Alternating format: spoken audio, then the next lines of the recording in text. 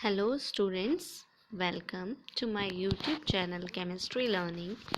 This is your teacher Gitanjali Bhatt. So today we are going to study about the Nernst equation. हम लोगों ने last video में log anti log के बारे में पढ़ा था. इलेक्ट्रोड पोटेंशियल भी हम लोग पढ़ चुके हैं क्या होता है. इलेक्ट्रोकेमिस्ट्री में उसको कंपेयर कर चुके हैं. सो आज हम नर्स्ट इक्वेशन के बारे में पढ़ेंगे. तो नर्स्ट इक्वेशन अगर हम इलेक्ट्रोड पोटेंशियल के लिए कहें तो सबसे पहले हम कहते हैं कि नर्स्ट इक्वेशन हमारी उन इलेक्ट्रोड्स के लिए यूज़ की जाती है जब हम किसी इलेक्ट्रोड के टेम्परेचर को बदल दें, उसके सॉल्यूशन की कॉन्सेंट्रेशन को बदल दें या उसमें कोई भी पर्टिकुलर चेंज करें तो उससे इलेक्ट्रोड पोटेंशियल हमारा बदल जाता है. तो उसी को मेज़र करने के लिए हम यहाँ पर नर्स्ट इक्वेशन यूज़ करते हैं. तो यहाँ पर हमने इलेक्ट्रोड पोटेंशियल में ये देखा था कि हम इलेक्ट्रोड पोटेंशियल निकाल सकते हैं with reference to the hydrogen electrode, but that is standard electrode potential या standard reduction potential. तो वहाँ पर हम E नॉट कैलकुलेट करते हैं. बट अगर इन एनी कंडीशन सपोज अगर हमारा टेम्परेचर 298 केल्विन ना रहे, ठीक है, ये सॉल्यूशन की जो मोलारिटी है वो 1 m ना रहे, या फिर अगर उसमें कोई गैस है तो उसका प्रेशर 1 atm ना रहे, तो अगर ये तीनों कंडीशन फॉलो नहीं हो पा रही है, कुछ भी इनमें से वेरी कर रहा है, तो how to calculate this E, यानी कि how to calculate the reduction potential या ईएमएफ ऑफ द सेल. तो इसको किस तरीके से कैलकुलेट किया जा सकता है. टू कैलकुलेट दिस यहाँ पर हमारे पास एक इक्वेशन है और उस इक्वेशन को हम कहते हैं नर्स्ट इक्वेशन. नर्स्ट इक्वेशन जैसे कि सबसे पहले हम किसी इलेक्ट्रोड पोटेंशियल के लिए देख लेते हैं इस नर्स्ट इक्वेशन को. Suppose if we have a reaction like Mn positive plus n electron are giving M, ठीक है, ये रिडक्शन हो रहा है. अब इसका जो स्टैंडर्ड इलेक्ट्रोड पोटेंशियल होगा it will be E nought, और ई हमारा इसका इलेक्ट्रोड पोटेंशियल है इन एनी कंडीशन. जब भी हम कोई भी टेम्परेचर, कोई भी प्रेशर, कुछ भी हो सकता है. आर हमारा है गैस कांस्टेंट जिसकी वैल्यू होती है 8.314 joule kelvin inverse mole inverse. T is representing the time in Kelvin. N is the number of electrons transferred. F is Faraday या Faraday constant जिसकी वैल्यू होती है 96500. This is log E concentration of M, this M upon concentration of M in positive. ठीक है, तो M as we know जो M होता है हमारा ये सॉलिड होता है, सॉलिड स्टेट में होता है. तो सॉलिड्स के लिए जो हमारी कॉन्सेंट्रेशन होती है इसको हम क्या मान लेते हैं, इट इज़ यूनिटी, यानी कि इसकी वैल्यू होती है 1. तो प्योर स्टेट में चाहे वो सॉलिड हो, चाहे वो गैस हो, चाहे वो लिक्विड हो, प्योर स्टेट में अगर वो होगा तो उसकी कॉन्सेंट्रेशन हम 1 ही लेते हैं. ठीक है, तो उसकी जो कॉन्सेंट्रेशन हो जाएगी वो 1 हो जाएगी.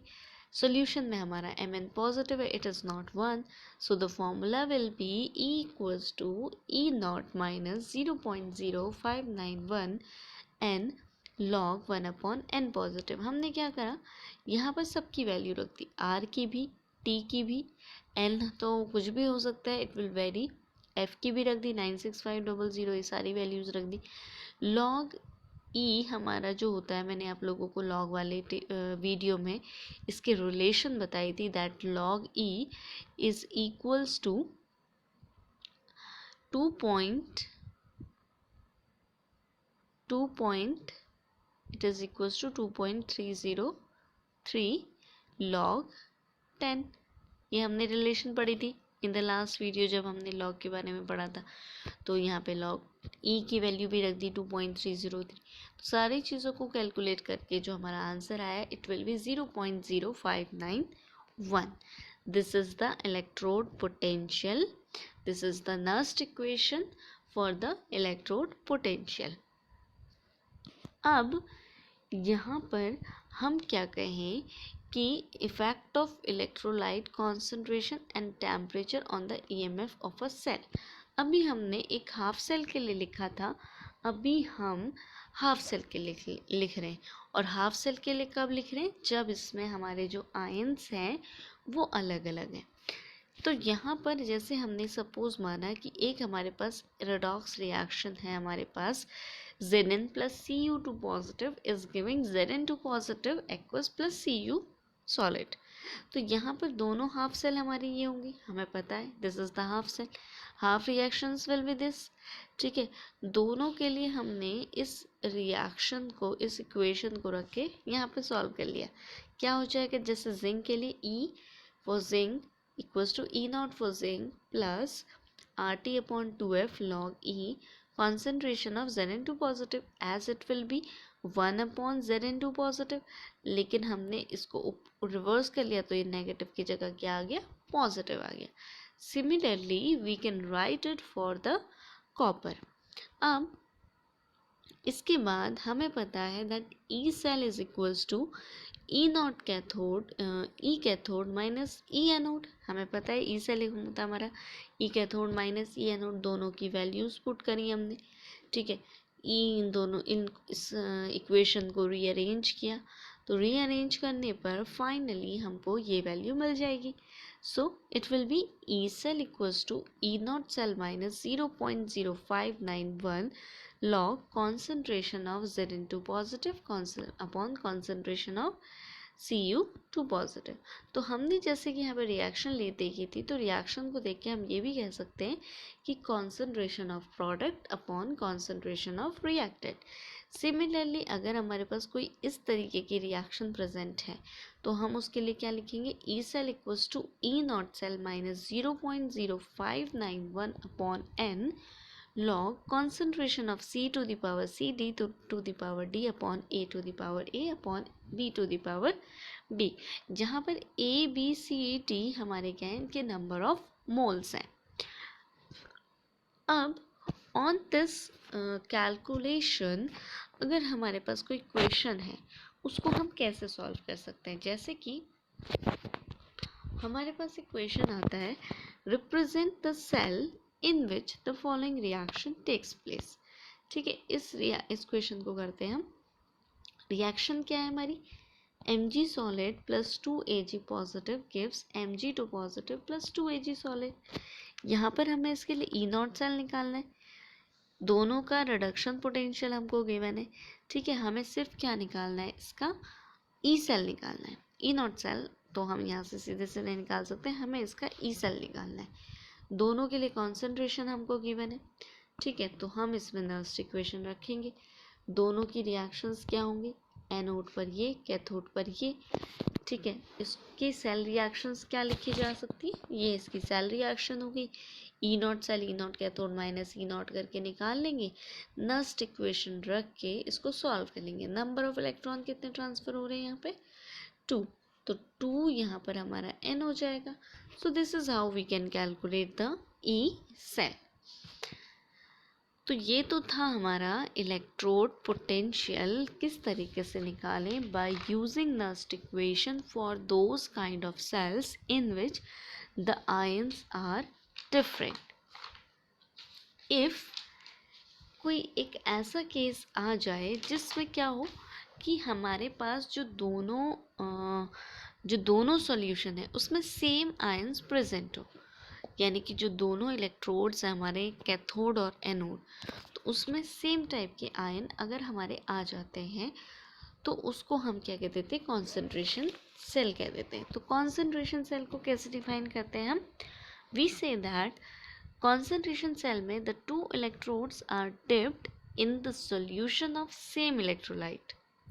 ठीक है, 2 इलेक्ट्रोड्स हमारे जो हैं they are dipped in the same electrolyte. इस तरह की सेल को हम कॉन्सेंट्रेशन सेल कहते हैं। अब यहाँ पर इसकी रिएक्शन को कैसे लिखा जाए? जैसे कि एक कॉन्सेंट्रेशन सेल का हम लोग एग्जाम्पल देख लेते हैं डायग्राम से। ये हमारे पास कॉन्सेंट्रेशन सेल है। यहाँ पर हमने एक कंटेनर लिया है, इस कंटेनर में हमने एक साइड क्या किया है? जिंक इलेक्ट्रोड डाला है दूसरी साइड भी हमने zinc electrode. Solution is zinc sulphate, बीच में हमने एक पोरस पार्टीशन किया है जो सॉल्ट ब्रिज की तरह काम करेगा। यहाँ पर इन दोनों सोल्यूशन की कॉन्सेंट्रेशन हमारी क्या है, अलग अलग है। सेम हो जाएगी तो ये रिएक्शन रुक जाएगी, ठीक है। They will try to become equal in concentration. So यहाँ पर होगा क्या, electrons will move from lower concentration to higher concentration, यानी कि जहाँ पे कॉन्सेंट्रेशन कम होगी वो सोल्यूशन क्या चाहेगा, अपनी कॉन्सेंट्रेशन को बढ़ाना चाहेगा। और कॉन्सेंट्रेशन कैसे बढ़ेगी, जब जिंक का ऑक्सीडेशन होगा, तो जिंक का ऑक्सीडेशन होगा, Zn will form Zn2 positive plus 2 electron. तो Zn2 पॉजिटिव हमारा सोल्यूशन में जाएगा। तो अगर Zn2 पॉजिटिव सोल्यूशन में जाएगा तो सोल्यूशन की कॉन्सेंट्रेशन बढ़ेगी, है ना। तो जहाँ पर कॉन्सेंट्रेशन कम होती है वहाँ पर क्या होता है, ऑक्सीडेशन। ऑक्सीडेशन होता है हमारा एनोड पर, हमको पता है। तो हायर कॉन्सेंट्रेशन पर होता है रिडक्शन, लोअर कंसंट्रेशन पर होता है ऑक्सीडेशन, यानी कि lower concentration is at anode and higher concentration is at cathode. तो ये हमारे पास कॉन्सेंट्रेशन सेल का हमें पता चल गया। तो जब हम कॉन्सेंट्रेशन सेल को देखेंगे तो हमारे पास यहाँ पे देखो, जैसे ये हमने सेल रिएक्शन लिखी है, इसके लिए Zn2 पॉजिटिव, C1 इसकी कॉन्सेंट्रेशन हो गई, Zn दूसरी सेल जो है उसकी C2 हो गई कॉन्सेंट्रेशन। तो यहाँ पर दोनों कॉन्सेंट्रेशन हमारी डिफरेंट है। तो इसके लिए जो हम फॉर्मूला लिखेंगे, इसके लिए जो ई सेल होगा, E not cell, it will be 0। क्यों, क्योंकि दोनों का स्टैंडर्ड रिडक्शन पोटेंशियल क्या होगा, सेम होगा, दोनों ही जिंक इलेक्ट्रोड है। तो जितनी वैल्यू इसकी उतनी ही वैल्यू इसकी, तो दोनों की वैल्यू क्या हो जाएगी, फाइनली 0। तो ई नॉट सेल 0, तो E cell equals to E not cell minus 0.0591 upon n log. तो ई नॉट सेल तो 0 आ जाएगा, तो ये क्या हो जाएगा, E cell equals to minus 0.0591 upon n होगा। लॉग के बाद देखो, लॉग में हम क्या लिखते हैं, इस रिएक्शन को हम क्या लिखेंगे, Zn गिव्स Zn2 पॉजिटिव, ठीक है, विथ कॉन्सेंट्रेशन C1, ठीक। दूसरी वाली जो रिएक्शन है उसमें हम क्या लिखेंगे, Zn2 positive with concentration C2 will give Zn। तो यहाँ पे क्या लिखा जाएगा, C1 अपॉन C2, ठीक है, C1 अपॉन C2 आना चाहिए। तो C1 अपॉन C2 जब हमारा आएगा यहाँ पे, तो हम यहाँ पे क्या लिखना चाहिए, लॉग C1 अपॉन C2 लिखना चाहिए। लेकिन हम क्या लिख रहे हैं, C2 अपॉन C1। तो लॉग C1 अपॉन C2 अगर हम लिख रहे हैं तो इसका रिवर्स क्या हो जाएगा, नेगेटिव। तो आगे ऑलरेडी नेगेटिव चार्ज है, इसको रिवर्स कर देंगे तो this charge will become positive. तो यहाँ पे फाइनली जो फॉर्मूला होगा हमारा वो क्या बनेगा, E cell equals to 0.0591 log C2 upon C1 when C2 is greater than C1। यहीं पर अगर हमने कोई गैस ले ली, ठीक है, सपोज सॉलिड इलेक्ट्रॉन नहीं है, तो उसके लिए फॉर्मूला हो जाएगा E cell equals to 0.0591 upon n log P1 upon P2, जब P1 हमारा ज़्यादा है P2 से। अब इसके बाद हम लोग नर्स्ट इक्वेशन देखते हैं for the equilibrium constant. Equilibrium constant के लिए देखते हैं, तो इससे पहले हम लोग ये समझ लेते हैं कि इक्विलिब्रियम में होता क्या है। जब भी कोई रिएक्शन हमारी हो रही है, रेडॉक्स रिएक्शन, तो उस रेडॉक्स रिएक्शन में दो प्रोसेस होती है हमारी, एक होता है रिडक्शन, एक होता है ऑक्सीडेशन। तो हमें पता है ऑक्सीडेशन उस रिएक्शन का होता है जिसका रिडक्शन पोटेंशियल कम होता है, और जिसका रिडक्शन पोटेंशियल ज़्यादा होता है उस रिएक्शन का रिडक्शन होता है। तो हमने यहाँ पे ग्राफ खींचा है between reduction potential and progress of the reaction, यानी कि जैसे जैसे हमारी रिएक्शन बढ़ रही है। तो रिडक्शन पोटेंशियल कम वाली रिएक्शन का होगा ऑक्सीडेशन, ज़्यादा वाली का होगा रिडक्शन। तो यहाँ पर दोनों रिएक्शन जब प्रोसीड करेंगी, oxidation reduction is going on, oxidation at anode, reduction eight cathode, तो दोनों की दोनों रिएक्शन चाहेंगी कि वो एक दूसरे के साथ इक्विलिब्रियम में आ जाए, यानी कि उन दोनों का रिडक्शन पोटेंशियल बराबर हो जाए। यानी कि जैसे जैसे रिएक्शन बढ़ती जाएगी रिडक्शन पोटेंशियल वेरी करता जाएगा और एक टाइम ऐसा आएगा कि ये दोनों इक्विलिब्रियम में पॉइंट पे पहुंच जाएंगे और यहाँ आके हमारी रिएक्शन रुक जाएगी, इसके बाद रिएक्शन प्रोसीड नहीं करेगी। तो होता क्या है, जैसे रिएक्शन प्रोसीड करती है oxidation half cell half reaction का रिडक्शन पोटेंशियल बढ़ता है, रिडक्शन का घटता है और एक पॉइंट पे आके ये दोनों एक दूसरे से मिल जाते हैं। This point is the equilibrium point. So reduction potential, reduction half cell का घट रहा है, ऑक्सीडेशन हाफ सेल का बढ़ रहा है और इक्विलिब्रियम पॉइंट पे आके ये हमारा क्या हो जाएगा, रुक जाएगा। अब इस रिएक्शन के लिए हम क्या कहेंगे, इस रिएक्शन के लिए हम लोग ये कहेंगे कि सपोज ये हमने एक रिएक्शन ले ली, तो यहाँ पर हमें पता है Kc इक्विलिब्रियम कांस्टेंट, ये बराबर होता है concentration of product upon concentration of reactant, ये लिख दिया हमने। ठीक है, यहाँ पर ई सेल हमारा ज़ीरो हो जाएगा। अभी मैंने आप लोगों को बताया कि इक्विलिब्रियम पॉइंट में आके क्या होता है, ये जो ई सेल की वैल्यू इट बिकम्स इक्वल, तो ई सेल हमारा क्या हो जाएगा, ज़ीरो। ई सेल क्या होता है, ई कैथोड माइनस ई एनोड, दोनों सेम है तो ई सेल हमारा ज़ीरो। तो इसको जब हम इक्वेशन में पुट करते हैं, जो हमने इक्वेशन पीछे देखी है उसमें अगर हम पुट करें तो हम क्या देखेंगे, E cell zero, E not cell minus R T N F L N, this is concentration. अब ये अभी हमने देखा था ये केसी के बराबर है, तो इसको हम अरेंज करके ऐसे भी लिख सकते हैं, आफ्टर पुटिंग द वैल्यूज हम इसको ऐसे भी लिख सकते हैं।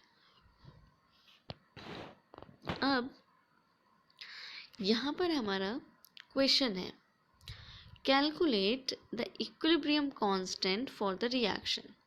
इस रिएक्शन के लिए हमें इक्विलिब्रियम कांस्टेंट निकालना है, यानी कि हमें क्या निकालना है, Kc।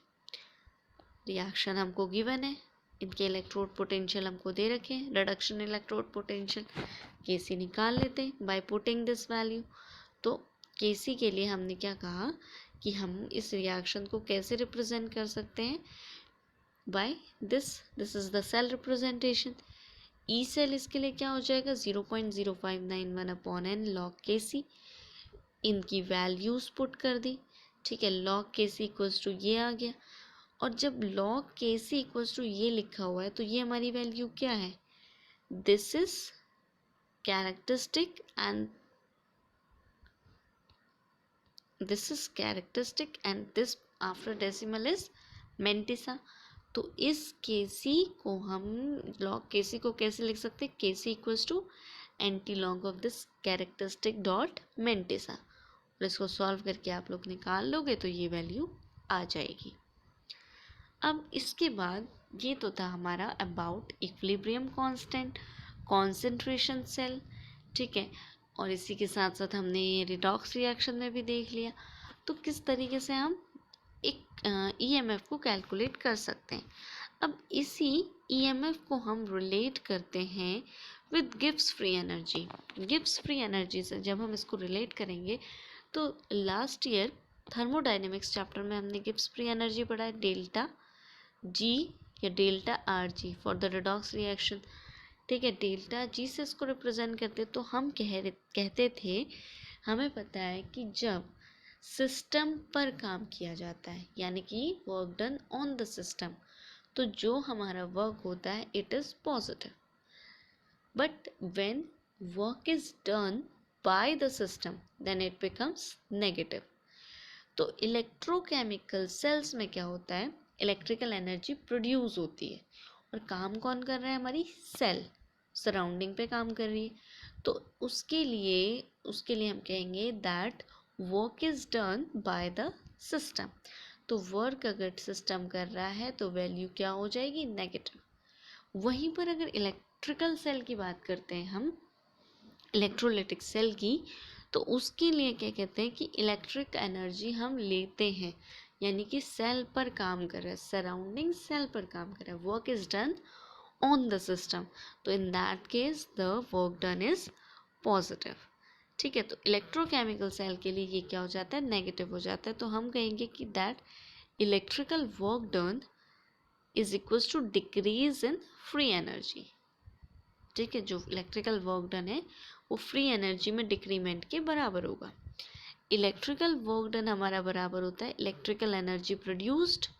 जो भी इलेक्ट्रिकल वर्क डन होगा वो किसके बराबर होगा, जितनी इलेक्ट्रिकल एनर्जी प्रोड्यूस हो रही है।